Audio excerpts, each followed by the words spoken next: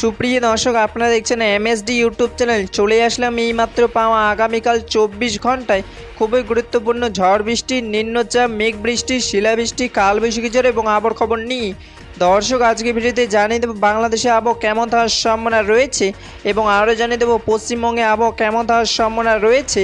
আগামীকাল 24 ঘন্টা আবহাওয়ার পূর্বাভাসে কী জানিয়েছে আবহাওয়া দপ্তর। আরও জানিয়ে দেবো স্যাটেলাইট ওয়েদার অবজারভেশন রাডার অনুযায়ী কেমন থাকার সম্ভাবনা রয়েছে আগামীকাল আপনাদের জেলার আবহাওয়ার পরিস্থিতি।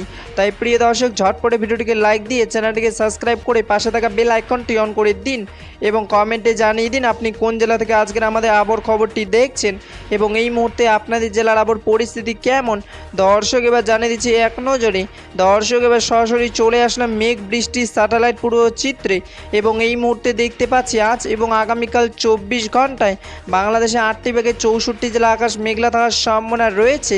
আপাতত 24 ঘন্টা বাংলাদেশের রাজশাহী, নওগাঁ, নাটোর, চাঁপাইনবাবগঞ্জ, পাবনা, সিরাজগঞ্জ, বগুড়া, জয়পুরহাট, রংপুর, দিনাজপুর, ঠাকুরগাঁও, পঞ্চগড়, নীলফামারী, লালমনিরহাট, কুড়িগ্রাম, গাইবান্ধা, খুলনা, যশোর, সাতক্ষীরা ও বাগেরহাটে বৃষ্টি পড়ার সম্ভাবনা রয়েছে এবং পশ্চিমবঙ্গে দার্জিলিং, কালিম্পং, জলপাইগুড়ি, আলিপুরদুয়ার, কোচবিহার, মালদা, উত্তর দিনাজপুর, দক্ষিণ দিনাজপুর, বাঁকুড়া ও পুরুলিয়া বৃষ্টি পড়ার সম্ভাবনা রয়েছে।